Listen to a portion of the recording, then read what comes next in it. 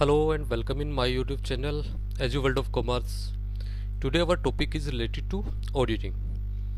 And now objectives, importance and limitation of auditing.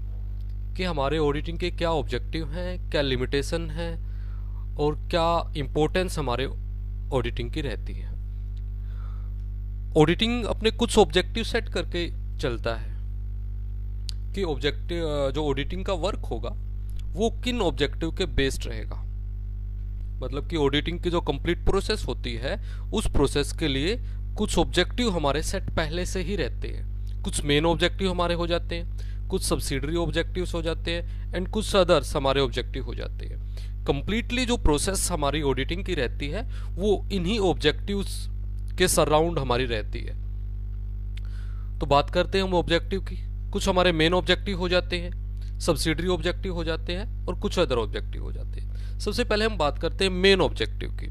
तो जो auditing का मेन ऑब्जेक्टिव रहता है वो ऑब्जेक्टिव ये फाइंड आउट करना होता है कि एक्चुअल में जो अकाउंट्स प्रिपेयर किए गए हैं वो कंप्लीट है, एक्यूरेसी क्या है उनमें एंड अकॉर्डिंग टू जो अकाउंटिंग रूल है हमारे, उन अकाउंटिंग रूल्स के अकॉर्डिंग उनको प्रिपेयर किया गया है, नहीं किया गया है। तो सबसे मेन ऑब्जेक्टिव हमारा ये रहता है किसी भी ऑडिट का जो प्रोसेस चलती है उस प्रोसेस में जो फाइंड आउट हमें करना होता है एक ऑडिटर को, वो सबसे मेन फाइंड आउट करने का ऑब्जेक्टिव यही रहता है कि उसको जो अकाउंट्स प्रिपेयर किए गए हैं एक अकाउंटेंट के द्वारा किसी भी बिजनेस के, कि एक्चुअल में वो अकाउंट्स कंप्लीट किए गए या नहीं किए गए हैं, एक्यूरेसी क्या है उनके अंदर, ये चेक करना है एक ऑडिटर को। And according to the rules of accounting, क्या जो अकाउंट्स प्रिपेयर किए गए हैं जो हमारे अकाउंटिंग के रूल होते हैं क्या उनके अकॉर्डिंग उनको प्रिपेयर किया गया नहीं किया गया है। तो एक ऑडिटर को ये चेक करना सबसे मेन उसका ऑब्जेक्टिव होता है। इसके बाद कुछ सब्सिडरी ऑब्जेक्टिव होते हैं। सब्सिडरी डिफरेंट टाइप्स के हमारे सब्सिडरी ऑब्जेक्टिव हो जाते हैं। सबसे पहले जैसे बात आ जाती है कि सब्सिडरी ऑब्जेक्टिव में हम बात करते हैं डिटेक्शंस ऑफ एरर, कि एरर को डिटेक्ट करना है एक ऑडिटर को सबसे पहले, ठीक है। एंड इसके बाद बात आ जाती है लोकेशन ऑफ एरर, ठीक है। उन एरर्स का लोकेशन वो कहाँ पर मिलती हैं, सबसे पहले तो हमने फाइंड आउट कर लिया कि कौन कौन सी रहेगी हमारी एरर। इसके बाद वो एरर्स हमें मिलेंगी कहाँ पर, मतलब उनको ढूंढना है हमने उन एरर्स को। एक ऑडिटर उन एरर्स को ढूंढेगा एंड देन फिर बात आ जाती है कि ढूंढने के बाद उनको ठीक करेगा कि कहाँ पर जो प्रॉब्लम्स आई हैं कि भी एज पर रूल्स नहीं बनाया गया है, क्योंकि डिफरेंट टाइप्स की हमारी एरर्स हो सकती है। या कोई मतलब कि जैसे पोस्टिंग किसी भी अकाउंट्स में करनी थी वो पोस्टिंग नहीं की गई है, रॉन्ग अमाउंट से पोस्टिंग अगर कर दी गई है, ठीक है, डबल एंट्री वहां पर कर दी गई है किसी भी अमाउंट की, ठीक है, 2 बार एंट्री वहां पर हो चुकी है। तो डिफरेंट टाइप्स की एरर हो जाती है, उनको फाइंड आउट करना है। इसके बाद डिटेक्शन ऑफ फ्रॉड। फ्रॉड और एरर 2 वर्ड्स यहां पर यूज किए गए, दोनों में बड़ा डिफरेंस होता है। एरर जो कि जानबूझकर हम नहीं करते, हमारी असावधानी से कारण जो भी हो जाता है वो एरर होती है। एंड फ्रॉड जो एक सिस्टमेटिक ढंग से, मतलब कि प्रॉपर प्लानिंग है आपकी कि आप फ्रॉड करना चाहते हो किसी भी पर्सन के साथ, मतलब जो बात आप कह रहे हो, जो बात आप शो कर रहे हो, जो बात आप प्रेजेंट कर रहे हो वो आप जानते हो कि वो सही नहीं है, वो रोंग है, बट आप प्रेजेंट जो कर रहे हो वो इस तरीके से आप प्रेजेंट कर रहे हो उस बात को कि एक्चुअल में वो बात सही है। उसके पीछे आपका एक मोटो हो जाता है कि आप फ्रॉड करके आप प्रॉफिट लेना चाहते हो और सामने वाले को आप लॉस पहुंचाना चाहते हो, बट एरर में ऐसा नहीं होता, ये आपके असावधानी के कारण हो जाती है। इसका ऑब्जेक्टिव आपका किसी के साथ मतलब लॉस पहुंचाना नहीं है। मे बी ऐसा हो सकता है कि लॉस हो जाए बट आपका ऑब्जेक्टिव ऐसा नहीं था कि लॉस होना। मे बी ऐसा हो कि आपकी असावधानी हुई बट लॉस हुआ भी नहीं किसी भी तरीके से, तो वो एरर नहीं मानी जाती फिर उस कंडीशंस में। तो सबसे पहले हम बात करते हैं डिटेक्शंस ऑफ एरर, कि किस किस टाइप्स की हमारी एरर्स होती है, ठीक है। डिफरेंट टाइप्स की हमारी एरर्स होती है। +1 में आपने पढ़ा है कि जो एरर्स हमारी होती है, एक चैप्टर स्पेशल आपका यहाँ पर आता है, ठीक है। सबसे पहले आ जाता है हमारा एरर ऑफ ओमिशन, जिसको हम बोल देते हैं भूल की अशुद्धि। मतलब कि कोई भी जो बुक्स आपने मेंटेन की है उन बुक्स में कोई एंट्री करने आपने छोड़ दी है, मतलब वो एंट्री करना बिल्कुल ही आप भूल गए हो।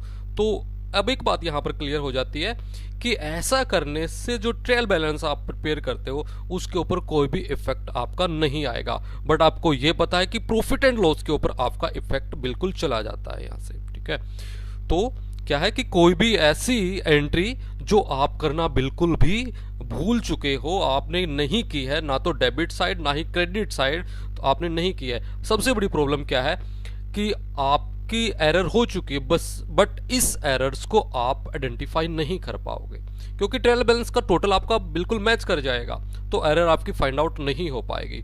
तो एक तो ये प्रॉब्लम सबसे बड़ी आ जाती है इस टाइप्स की एरर में। इसके बाद सेकंड आ जाता है हमारा एरर ऑफ कमीशन, जिसको बोल देते हैं लेखे की अशुद्धि, जिसको हम बोल देते हैं। मतलब कि क्या हुआ, किसी भी अकाउंट्स में कोई भी आपने जो एंट्री की है या तो कंप्लीट नहीं की है, ठीक है, या कुछ पार्ट्स उसका आपने मिस्टेक वहां पर कर दिया है, ठीक है। जैसे बात हम करते हैं कि भाई कोई भी अमाउंट्स आपने 2400 आपने करना था, ठीक है, तो उसकी जगह आपने क्या किया 4200 वहां पर आपने पोस्टिंग उसकी कर दी है। तो वहां से क्या हो जाएगा कि भाई टोटल पर कोई भी इफेक्ट नहीं होगा, जो आपका ट्रायल बैलेंस का टोटल होगा उसके ऊपर कोई इफेक्ट नहीं होगा, क्योंकि आपने क्या किया है कि आपने जो एंट्री की है वो 2400 से आपने करनी थी, बट आपने कर दी क्या है 4200 से आपने एंट्री कर दी है, बट ट्रायल बैलेंस का टोटल आपका दोनों साइड से मैच कर जाएगा। तो प्रॉब्लम आपकी फिर से खड़ी हो जाएगी क्योंकि एक्चुअल में तो एरर है बट आप इसको फाइंड आउट फिर भी नहीं कर पाए हो। तो यहाँ पर जो एक ऑडिटर हो जाता है वो प्रॉपर मतलब कि जब चेक करेगा इन अकाउंट्स को, चेक करते टाइम बड़े मतलब कि माइनर तरीके से इनको चेक करना है यहाँ पर, देन उसके बाद ही इस टाइप्स की एरर्स को फाइंड आउट कर पाएगा यहाँ पर। इसके बाद आ जाता है हमारा कंपनसेटरी एरर, जिसको हम बोल देते हैं क्षतिपूर्ति अशुद्धि, जिसको हम बोल देते हैं। मतलब कि क्या हो जाता है कि दो एरर इकट्ठी हो जाती है और वो एरर इस टाइप से हो जाती है कि एक एरर दूसरी एरर्स के इफेक्ट को अपने आप ही कम कर देती है यहाँ पर। तो इस टाइप्स की एरर्स को हम क्या बोल देते हैं कंपनसेटरी एरर यहाँ पर बोला जाता है। जैसे 2 पर्सन्स की आपने एंट्री करनी थी, तो दोनों पर्सन्स में क्या हुआ, एक पर्सन था यहाँ पर, जैसे हम बात करते हैं मोहन, एंड सेकंड पर्सन आ जाता है हमारा सोहन, ठीक है। 2 पर्सन है, दोनों के अकाउंट्स में क्या किया आपने मिस्टेक दोनों जगह हुई आपकी, लेकिन एक मिस्टेक ने दूसरी मिस्टेक को यहां पर रिकवर यहां पर कर दिया, ठीक है। जैसे आ जाता है कि मोहन के अकाउंट्स में आपने 2000 डेबिट आपने करने थे, ठीक है, बट कर दिए वहां पर कितने, वहां पर आपने कर दिए सिर्फ 1000 आपने डेबिट यहां पर कर दिए, ठीक है। यहां पर इसके बिल्कुल उल्टा हो जाता है, 1000 आपने करने थे, कर दिया आपने कितने 2000 यहां पर आपने कर दिए, ठीक है। बट यहां पर क्या हुआ, लास्ट में तो वही 2000 वाला ही आ जाता है आपका, ठीक है। ट्रायल बैलेंस क्या हो जाएगा, दोनों साइड का टोटल यहां पर फिर से मैच हो जाएगा, बट जो आपका प्रॉफिट एंड लॉस है उसके ऊपर आपका इफेक्ट यहां पर चला जाएगा, ठीक है। तो इस टाइप्स की एरर्स को भी जब एक ऑडिटर फाइंड आउट करेगा तो बड़ी सावधानी से इनको भी फाइंड आउट यहां पर एक ऑडिटर को करना चाहिए। इसके बाद नेक्स्ट आ जाता है हमारा एरर ऑफ प्रिंसिपल। अब बात आ जाती है हमारे अकाउंटिंग रूल्स की। जो 3 अकाउंट्स आप पढ़ते आए हो, टाइप्स आपके पर्सनल, रियल एंड नॉमिनल्स अकाउंट जो आ जाते हैं, उनके जो रूल रेगुलेशंस आप पढ़ते आए हो, उन्हीं रूल रेगुलेशंस के ऊपर बेस्ड है। मतलब कि इस टाइप्स की एरर्स में क्या होता है, उन रूल रेगुलेशंस को यहां पर फॉलो नहीं किया जाता, ठीक है। जैसे बात आ जाती है कैपिटल्स की, ठीक है, और इनकम में कोई डिफरेंस यहां पर नहीं माना जाता। इनकम और एक्सपेंडिचर में किसी भी टाइप्स का डिफरेंस यहीं नहीं माना जाता, ठीक है। जैसे बात आ जाती है कि भाई कोई भी पर्सन क्या क्या हुआ कि भाई परचेज क्या फर्नीचर्स वहां पर परचेज किया जाता है, ठीक है, गलत अकाउंट्स में वहां पर उसकी एंट्री कर दी जाती है। रिपेयर की एंट्री आपने करनी थी, वो गलत अकाउंट्स में आपने एंट्री कर दी, रेंट अकाउंट में आपने एंट्री कर दी वहां पर, ठीक है। तो इस टाइप से क्या है कि यहां पर भी फिर से क्या हो जाएगा, ट्रायल बैलेंस के ऊपर किसी भी टाइप्स का कोई इफेक्ट नहीं होगा, बट आपके प्रॉफिट एंड लॉस के ऊपर यहां पर भी इफेक्ट चला जाता है, ठीक है। इसके बाद नेक्स्ट आ जाता है हमारा एरर ऑफ डुप्लीकेशन। मतलब कि 2 बार आपने किसी भी अमाउंट्स की एंट्री आपने यहां पर कर दी है। मान लो मोहन के नाम से आपने एंट्री करनी थी 2000 की, एक बार कर दी, फिर से एक बार फिर से कर दी, ठीक है। 2 बार आपने 2000 की यहां पर एंट्री कर दी है, तो इसमें भी फिर से आपकी एरर यहां पर आ जाती है, ठीक है। तो ये डिफरेंट टाइप्स की एरर हमारी आ जाती हैं जो आपके ऑडिटिंग का जो आपका काम कर रहे हो उन काम में आपके लिए प्रॉब्लम क्रिएट कर देती है, ठीक है। अब बात आ जाती है एरर्स का, तो आपको पता चल चुका है कि कितने टाइप्स की आपकी एरर्स होती हैं। अब बात आ जाती है कि उन एरर्स को लोकेट आपने करना है, लोकेशन उनकी ढूंढनी है कि कहां कहां पर किस किस लोकेशंस में उस टाइप्स की एरर आपको मिल सकती है, ठीक है। एक बड़े सिस्टमेटिक तरीके से जब आप एरर्स को ढूंढोगे तो बड़े सिस्टम से आपने चलना है, ठीक है। सबसे पहले क्या करना है आपने, checking of total of trial balance. अभी आपने जितनी भी एरर्स हमारी आई थी उनमें कॉमन बात आपने क्या पढ़ी है कि ट्रायल बैलेंस के ऊपर आपका कोई भी इफेक्ट नहीं जाता, ठीक है। तो सबसे पहला आपका काम यही आ जाता है कि ट्रायल बैलेंस के टोटल को आप बड़ी सावधानी से एक एक अमाउंट्स को आप उनका टोटल करते रहिए, देन उसके बाद आप उसको चेक कीजिए, ठीक है। सबसे पहला तो क्या है, यहां पर आपको एरर मिलने के चांस हो जाते हैं जी। यहां पर आपको मिल जाती है कि इनकेस अगर आपका टोटल नहीं मिल पाता तो एरर आपको मिल जाती है यहां से, ठीक है। इसके बाद बात आ जाती है कि यहां पर आपको नहीं मिला, एरर आपको नहीं मिली, then next to find the account of difference, ठीक है। अंतर की राशि को क्या करना, आपने प्राप्त करना। इनकेस, ठीक है, नहीं मिलता, ठीक है, दोनों साइड का टोटल आपका नहीं मिलता, तो फिर आपका क्या हो जाता है कि भी दोनों साइड का टोटल नहीं मिला, तो आपको जो डिफरेंस है उस डिफरेंस के बारे में आपको पता चल जाएगा। अब डिफरेंस कितना है आपके पास जो आया है, अगर सेम अमाउंट्स का कोई भी मतलब आपके पास है कुछ भी मतलब आइटम्स, ठीक है, या जो आपने पोस्टिंग की है, तो वहां से आपको पता चल जाएगा कि इस अमाउंट्स की अभी जो आपके पास मतलब मान लेते हैं उसका वाउचर है बट उसकी एंट्री नहीं हुई है, या एंट्री हो गई वाउचर नहीं है उसका, तो यहां से आपको फाइंड आउट हो जाता है, ठीक है। इसके बाद नेक्स्ट हो जाता है, यहां पर भी नहीं फाइंड आउट हो पा रहा आपको। इसके बाद नेक्स्ट है making the come amount of difference of. अब जो अमाउंट्स आपके पास आया है उसको हाफ ऑफ कर दीजिए, ठीक है। जितना भी अमाउंट्स आपके पास आया था उसको आपने हाफ किया, ठीक है। हाफ करने के बाद क्या है, आप फिर से चेक करते हो कि इस टाइप्स का कोई आइटम आपको मिल जाए, बट आइटम आपको फिर से नहीं मिलता।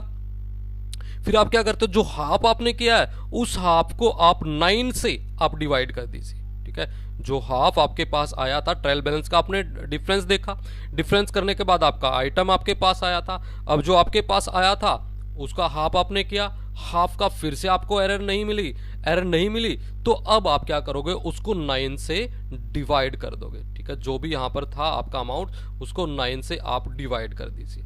डिवाइड करते हो तो चांसेस आपके पास पूरे मैक्सिमम आप लगा के चलिए कि आपको यहां पर एरर मतलब जो अमाउंट्स यहां पर फिर आता है उस अमाउंट्स का कोई भी आइटम आपको आपके जो अकाउंट्स प्रिपेयर किए वहां पर आपको मिलने के चांस बिल्कुल मिल जाते हैं, ठीक है।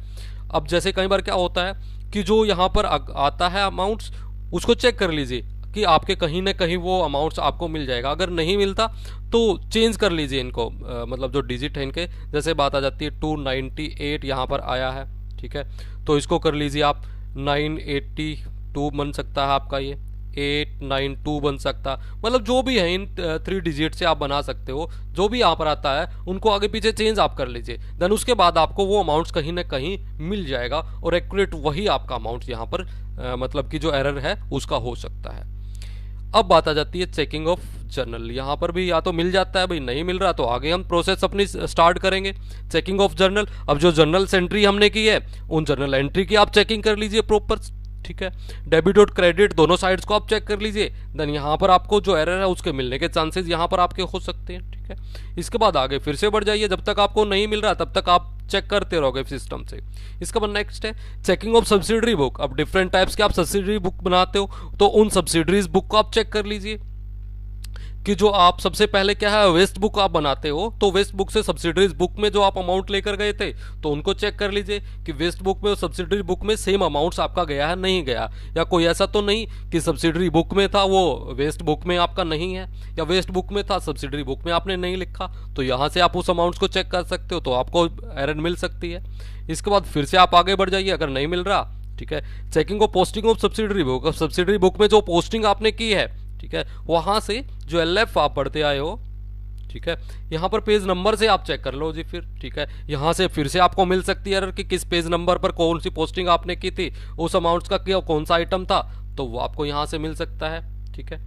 इसके बाद नेक्स्ट है checking of balance of ledger. अब लेजर जो आपने बनाए हैं उन लेजर का बैलेंस आप चेक कर लीजिए, जो दोनों साइड का आपने टोटल एक्चुअल में किया भी या नहीं भी किया है। अगर किया है तो दोनों साइड का टोटल आपका मिला है नहीं मिला है, तो वहां से भी आप चेक कर सकते हो बिल्कुल, देन तब भी आपको एरर फाइंड आउट हो सकती है। इसके बाद नेक्स्ट हो सकता है जी चेकिंग ऑफ ओपनिंग एंट्रीज, कि ओपनिंग एंट्रीज जो आपकी हुई थी उन ओपनिंग एंट्रीज को आप चेक कर लीजिए, ठीक है, कि लास्ट ईयर्स की नेक्स्ट ईयर में आप लेकर गए हो या नहीं लेकर गए हो, लास्ट ईयर में क्या थी और नेक्स्ट ईयर में आप उसको क्या लेकर गए हो, तो वहां से भी आपकी एरर फाइंड आउट हो सकती है। और इसके बाद लास्ट हो जाता है comparison of last year of trial balance, कि लास्ट ईयर का जो आपने ट्रायल बैलेंस बनाया था उस ट्रायल बैलेंस को प्रेजेंट ईयर के आप ट्रायल बैलेंस के साथ मैच कर लीजिए कि क्या डिफरेंस वहां पर आपको मिल रहा है, ठीक है। मे बी ऐसा हो सकता है कि या तो बिल्कुल मार्जिन सा डिफरेंस हो सकता है, बहुत बड़ा डिफरेंस भी आपके लिए यहाँ पर हो सकता है, ठीक है। देन उसके बाद उसकी आप चेक करके से कि डिफरेंस बहुत बड़ा है तो आपके लिए बहुत इंपॉर्टेंट वो पार्ट हो सकता है, ठीक है। तो आप उसको चेक कर लीजिए कि कहाँ पर इतने बड़े टोटल जो आपका डिफरेंस आया है, कहाँ पर प्रॉब्लम आपकी रही है, देन वहां से आपको एरर फाइंड आउट हो सकती है। इसके बाद नेक्स्ट आ जाता है जी हमारा डिटेक्शन ऑफ फ्रॉड, ठीक है। अब फ्रॉड को आपने चेक करना है। अभी तक तो हम एरर की बात कर रहे थे, ठीक है, अब बात आ जाती है फ्रॉड की। अब फ्रॉड अभी मैंने बताया है आपको बड़े सिस्टेमेटिक तरीके से किया जाता है, मतलब कि फ्रॉड करने वाले की एक प्रॉपर प्लानिंग होती है कि वो चाहता है कि मैं इस तरीके से मतलब कि काम करूं कि मुझे तो प्रॉफिट हो जाए और सामने वाले को लॉस हो जाए, मतलब कुछ अमाउंट्स की बात आ जाती है, ठीक है। मतलब इस तरीके से रिप्रेजेंट करता है सामने वाला कि भाई मुझे प्रॉफिट हो जाए, सामने वाले को लॉस हो जाए। तो किसी न किसी तरीके से यहाँ पर क्या करता है, एक प्रॉपर प्लानिंग से पर्सन चल रहा है। अब एक सबसे बड़ी बात यहाँ पर आ जाती है कि यहाँ पर क्या है, जो हमारा ऑडिटर है वो भी भाई अपना क्या है, अपने आप को यहाँ पर एक बात बोल सकते हैं कि निहत्था मान सकता है, क्योंकि फ्रॉड एक सिस्टेमेटिक ढंग से किया जाता है जी। सामने वाला क्या है, एक सिस्टेमेटिक प्रॉपर प्लानिंग से चल रहा है, और उस प्रॉपर प्लानिंग में क्या हो सकता है कि भी फ्रॉड, अगर ऑडिटर क्या है अपनी ऑडिट रिपोर्ट भी दे देता है, देन उसके बाद भी क्या है फ्रॉड रह जाता है। कभी भी एक ऑडिटर क्या है अपनी ऑडिट रिपोर्ट में नहीं डालता कि 100% एक्यूरेट है मेरी ऑडिट रिपोर्ट, क्योंकि कई बार क्या हो जाता है जो बड़े सिस्टेमेटिक ढंग से जो फ्रॉड किए गए हैं वो फ्रॉड लास्ट में फिर भी रह जाते हैं, मतलब कि ऑडिटर भी उनको फाइंड आउट नहीं कर पाया है। इस टाइप्स के फ्रॉड यहाँ पर हो जाते हैं। तो देखते हैं कौन कौन टाइप्स के फ्रॉड हो जाते हैं, ठीक है। सबसे पहले बात आ जाती है मिस अप्रोप्रिएशन ऑफ कैश, ठीक है, and second goods and third account. अब तीन बात यहां पर आई है, कैश, गुड्स एंड अकाउंट्स। अब एक और बात मैं आपको क्लियर कर देता हूं, जो ये तीन चीज आपने पढ़ी है, इनके पीछे जो इस टाइप्स का फ्रॉड करने वाले हैं वो भी एक कैटेगरी वाइज यहां पर आ जाते हैं, ठीक है। कैश मतलब कि जो सबसे लो कैटेगरी एक बिजनेस के अंदर काम करने वाले पर्सनों की हो जाती है, वो इस टाइप्स के फ्रॉड को प्रेफरेंस देते हैं। उनसे अपर कैटेगरी वाले जो पर्सन हो जाते हैं वो गुड्स के फ्रॉड को प्रेफरेंस देते हैं जी, ठीक है। एंड हायर लेवल के जो पर्सन हो जाते हैं वो अकाउंट्स के फ्रॉड को प्रेफरेंस देते हैं जी, मतलब कि वो इनमें इंटरेस्ट उनका होता है जी, कि वो कैश में क्या छोटा मोटा गबन मतलब जो होता है फ्रॉड जो होता है वो यहाँ पर लोग कर लेते हैं, ठीक है। उससे बड़े लेवल का हो जाता है वो यहाँ पर हो जाता है, क्योंकि गुड्स कई बार क्या होता है छोटा तो होता है बट बड़े मतलब कि प्राइस जो उसकी होती है, वैल्यू जो होती है बहुत हाई हो जाती है। जैसे सोने चांदी की हम बात करते हैं तो छोटे छोटे होते हैं बट उनका प्राइस बहुत ज़्यादा हो जाता है, ठीक है। अब अकाउंट्स की बात हो जाती है कि भाई यहाँ पर तो क्या भाई एट लास्ट में कंप्लीटली ऐसा चेंज कर दिया जाता है अकाउंट्सों में, ऐसा ड्रेसिंग की जाती है उनमें कि इस तरीके से प्रेजेंट किया जाता है एक ऑडिटर के सामने कि भाई एक्चुअल में क्या है अकाउंट्स में बहुत बड़े तरीके से उनको सजाया गया है, इस तरीके से सजाकर उनको दिखाया जाता है, ठीक है। बट एक्चुअल में क्या है बहुत बड़ा फ्रॉड उनके अंदर किया गया है।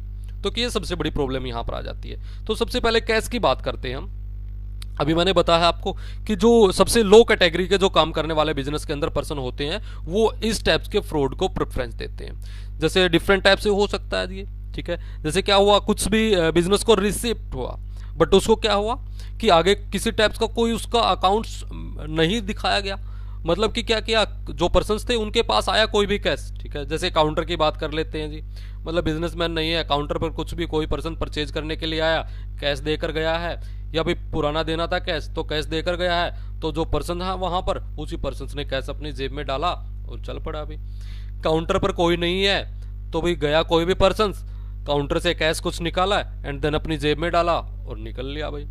कहीं किसी का कुछ मिल गया कैश वहां पर तो वो उठाया एंड जेब में डाला और चल पड़ता है जी, ठीक है। ये बात आ जाती है, ठीक है। जैसे बात आ जाती है कि भी सेल किया किसी टाइप्स का कोई वहां पर मतलब कि आपने अकाउंट्स नहीं दिखाया और जितना भी आपके पास सेल होने के बाद आया वो आपने अपनी जेब में डाल लिया जी, वो चीज हो जाता है। सेल रिटर्न हुआ कुछ भी, ठीक है।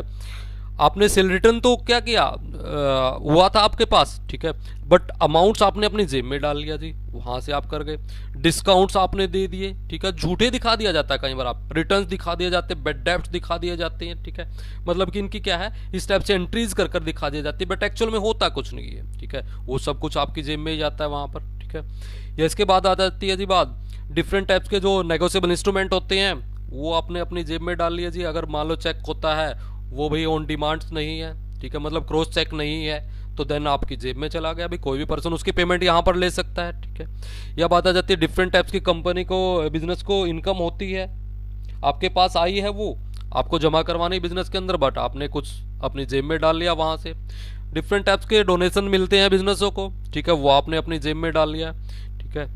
कोई भी मतलब कि रद्दी जैसे सामान जिसको हम बोल सकते हैं, वो बिजनेस में आपने कोई भी सेल किया, स्टेशनरी थी पुरानी वो आपने सेल कर दिया, बट अमाउंट जितना भी आया वो आपकी जेब में चला जाता है। बैड डेब्ट्स थे, रिकवर हुए, बट रिकवरी आपने अभी तक नहीं दिखाई है, सारा अमाउंट्स आप खुद वहां पर गबन कर जाते हो, फ्रॉड हो जाते हैं, ठीक है। पर्सन्स काम करने वाले 20 हैं, ठीक है, आपने सैलरी 25 की बना दी है, 5 पर्सनों की जो सैलरी है वो आपकी जेब में यहां पर चली जाती है, ठीक है। तो इस टाइप से क्या है, कैश का यहां पर फ्रॉड किया जाता है। इसके बाद नेक्स्ट आ जाता है हमारा मिस अप्रोप्रिएशन ऑफ गुड। अब गुड्स का किस तरीके से किया जाता है जी, अब गुड्स में भी क्या है, अभी मैंने आपको बताया है कि कोई कुछ जो आइटम होते हैं बड़े कॉस्टली होते हैं, मतलब काफ़ी वैल्यूएबल होते हैं, बट छोटे होते हैं, जेब में आसानी से आ जाते हैं, तो कोई भी पर्सन जो वहाँ पर काम करने वाले हैं जेब में डाला है, एंड देन उसके बाद जाते टाइम अपनी जेब में लेकर चले जाते हैं, वहाँ से गुड्स आपका गायब हो जाता है, वैल्यू आपकी जा जाती है, आपको लॉस हो जाता है। एक इस टाइप्स का फ्रॉड यहाँ पर हो जाता है, चुरा कर ले जा जाता है आपके स्टोर से कोई भी सामान, ठीक है, वो चीज़ आ जाती है। या जैसे बात आ जाती है कि भाई फर्जी क्रेडिट नोट बनाकर भेज दिया जाता है, बट जो सामान है वो आप अपनी जेब में डालकर चले जाते हो यहाँ से, वो प्रॉब्लम आ जाती है। या जो आपकी पर्सनल यूज के लिए कोई भी सामान आपने ले लिया, बट उसकी कोई भी कहीं पर भी एंट्री नहीं दिखाई जाती वहां पर, ठीक है। सेल रिटर्न, परचेज रिटर्न के नाम से कुछ भी आपके पास आया था, बट आपने कहीं भी किसी भी टाइप की कोई एंट्री वहां पर नहीं दिखाई है, ठीक है। तो इस टाइप से क्या है, आप जो आपके बिजनेस है उनमें गुड से रिलेटेड फ्रॉड यहाँ पर हो जाता है। इसके बाद लास्ट हमारा आ जाता है मैनिपुलेशंस ऑफ अकाउंट, ठीक है। अब अकाउंट जो हो जाते हैं उनको इस तरीके से मैनिपुलेट किया जाता है, ठीक है, कि भाई सामने वाला जो ऑडिटर है उसके ऊपर बड़ा एक पॉजिटिव इफेक्ट आप डालना चाहते हो कि जो अकाउंट्स है वो बहुत अच्छे तरीके से आपने प्रिपेयर किए, बट एक्चुअल में ऐसा नहीं होता, बहुत बड़ी गड़बड़ी उनके अंदर यहाँ पर आ जाती है, ठीक है। आप इनकम टैक्स बचाना चाहते हो तो वो चीज़ आपके लिए सबसे बड़ी यहाँ पर की जाती है, ठीक है, मतलब कि बहुत बड़े लेवल पर जो फ्रॉड किया जाता है वो यहाँ पर किया जाता है। या बात आ जाती है कि कमीशन दिया जाना था, आप लेना चाहते हो कमीशन, तो प्रॉफिट होगा तो मैक्सिमम, तो आपको ज्यादा प्रॉफिट मिलेगा, तो मैक्सिमम प्रॉफिट आप वहां पर शो कर देते हो, जिससे क्या है आपको प्रॉफिट के बेस पर जो आपको रेट ऑफ कमीशन मिलेगा वो बहुत ज्यादा आपको मिल जाएगा, तो वो चीज यहाँ पर हो जाती है। बोनस आप नहीं देना चाहते तो भी जानबूझकर आपने लॉस दिखा दिया वहां पर, तो वो प्रॉब्लम आ जाती है। या कोई भी डिविडेंड्स आपने दिया है, वो उसकी कोई भी रेट आप वहां पर नहीं शो कर रहे हो, ठीक है। कोई भी लोन था आपका वो आपको प्राप्त हो गया, भाई शो नहीं किया आपने, वो प्रॉब्लम सबसे बड़ी आ जाती है, ठीक है। या बात आ जाती है कि डिफरेंट टाइप्स के और यहाँ पर हो जाती है, ठीक है। एसेट्स हैं जो आपकी, उनके ऊपर किसी भी टाइप्स का कोई डेप्रिसिएशन आपने नहीं यहाँ पर चार्ज किया, या जो आपकी एसेट्स एंड लाइबिलिटीज थी उनकी वैल्यू को या तो भाई बहुत अधिक आपने करके दिखाया या बहुत कम आपने करके दिखाया, तो वो आपके लिए प्रॉब्लम यहाँ पर क्रिएट हो सकती है, ठीक है। या बात आ जाती है कि भाई एक्चुअल में जो आपके एक्सपेंसेस है वो नहीं हुए हैं, बट आपने एक्सपेंसेस करके वहां पर दिखा दिए हैं, ठीक है। या मतलब कि एक्चुअल एक्सपेंसेस जो आपके हैं, ठीक है, और जो आपने शो किए हैं उन एक्सपेंसेस से बिल्कुल मैच नहीं वहां पर कर रहे, तो आपके लिए प्रॉब्लम आ सकती है वहां पर, ठीक है। या भाई कैपिटल एक्सपेंडिचर थे वो, ठीक है, उनको आपने इनकम एक्सपेंडिचर्स की कैटेगरी में आपने डाल दिया है, वो आपके लिए प्रॉब्लम आ सकती है, ठीक है। या भाई सीक्रेट आपने कहीं ना कहीं रिजर्व आपने ऐसा रखा हुआ है, तो वो आपके लिए आ जाती है। या मेन बात मतलब की बात आ जाती है, घूम फिर कर हम बात अगर करते हैं तो विंडो ड्रेसिंग इस तरीके से की जाती है, आप अपने बिजनेस को बहुत अच्छे तरीके से ऑडिटर के सामने प्रेजेंट करना चाहते हो, ठीक है, जिससे कि ऑडिटर के ऊपर एक पॉजिटिव इफेक्ट आप डालना चाहते हो, बट एक्चुअल में होता ऐसा नहीं है, ठीक है। तो एक ही स्टेप का फ्रॉड यहाँ पर आ जाता है। इसके बाद नेक्स्ट आ जाता है हमारा अदर ऑब्जेक्टिव, ठीक है। अब जो हमारा ऑडिटिंग है उसके और कुछ मेन आपने पढ़े हैं, सब्सिडरी हमारे ऑब्जेक्टिव आ जाते हैं, इसके बाद अदर ऑब्जेक्टिव हमारे आ जाते हैं। सबसे पहला हमारा ऑब्जेक्टिव हो जाता है मॉरल प्रेशर ऑन एम्प्लॉय, कि एम्प्लॉय के ऊपर क्या है, एक नैतिक प्रभाव डालना है। क्योंकि कई बार क्या होता है, जो एम्प्लॉय है वो एक ऑडिटिंग की जो प्रोसेस होती है उस प्रोसेस को वो लाइक नहीं करते, क्योंकि उनके माइंड में ये रहता है कि भाई ऑडिटिंग की जो प्रोसेस है वो इम्पोर्टेंट नहीं है, हमारा काम कहीं ना कहीं रुक जाता है, या भाई जो बात आ जाती है हमारी परफॉर्मेंस में कहीं ना कहीं प्रॉब्लम्स क्रिएट हो जाती है। तो इस तरीके से वो उसका विरोध करते हैं यहाँ पर। या उनके माइंड में ये भी प्रॉब्लम रहती है कि भाई हमने फ्रॉड किया है तो हम वो आइडेंटिफाई नहीं हो पाएगा। बट यहाँ पर एक एम्प्लॉय के ऊपर एक मॉरल मतलब प्रेजेंस ऐसे डालना जरूरी है कि उनके माइंड में हमेशा एक बात रहे कि आप जो काम कर रहे हो आपके काम का ऑडिट होगा, तो वो किसी भी टाइप्स की कोई मिस्टेक या फ्रॉड करने से पहले से ही बच जाएंगे। तो इस तरीके से भी यहाँ पर एक ऑब्जेक्टिव यहाँ पर सेट किया जाता है। इसके बाद नेक्स्ट आ जाता है हमारा to satisfy the government officer. Government officers को सेटिस्फाई करना होता है आपको। अब जैसे बात अगर हम करते हैं जो हमारी पार्टनरशिप होती है, इनके लिए ऑडिटिंग का जो करवाना है वो कंपलसरी नहीं होता, बट क्या है कि ऑडिटिंग करवा लेते हैं। उनके पीछे एक सबसे बड़ी मतलब कि इनका मोटो ये होता है कि जो गवर्नमेंट ऑफिसर इनके बिजनेस में आते हैं, मतलब कि लीगल फॉर्मेलिटीज इनके करनी पड़ जाती है, तो ऑडिट रिपोर्ट वो इन ऑफिसर्स के सामने शो कर देते हैं, जहां से क्या है उन ऑफिसर्स के ऊपर क्या है एक इफेक्ट चला जाता है पॉजिटिव, सेटिस्फाई हो जाते हैं कि इन्होंने ऑडिटिंग करवा रखी है। दैट मीन्स यहाँ पर इनके अकाउंट्स में किसी भी टाइप्स की कोई फ्रॉड नहीं मिलेगा। इसके बाद लास्ट हमारा जाता है फुलफिलमेंट ऑफ लीगल रिक्वायरमेंट्स, क्योंकि लीगल रिक्वायरमेंट्स हमारी होती है जी, कंपनीज के लिए ऑडिटिंग का काम करवाना बहुत जरूरी हो जाता है आज के टाइम में, ठीक है। इसलिए क्या है मतलब कि अपनी एक लीगल जो रिक्वायरमेंट है उसको फुलफिलमेंट करने के लिए भी ऑडिटिंग यहाँ पर इनको करवाना जरूरी, इनके लिए मतलब कंपलसरी यहाँ पर हम मान लेते हैं कि करवाना जरूरी है। जिससे क्या है एक बिजनेसमैन को उसके बिजनेस की एक्चुअल पोजीशन फाइंड आउट हो जाती है कि एक्चुअल में उसके बिजनेस की जो पोजीशन है वो क्या है, कि प्रॉफिट की तरफ उनका बिजनेस है या लॉस की तरफ उनका बिजनेस जा रहा है। तो टोटल हमारे 3 ऑब्जेक्टिव थे हमारे ये। सबसे पहला हमारा आ जाता है मेन ऑब्जेक्टिव, सब्सिडरी ऑब्जेक्टिव आ जाता है हमारा, एंड देन उसके बाद अदर ऑब्जेक्टिव बात करते हैं। So thank you, please like, subscribe, share my channel as world of commerce, and don't forget to press the bell icon to get new update. Thank you.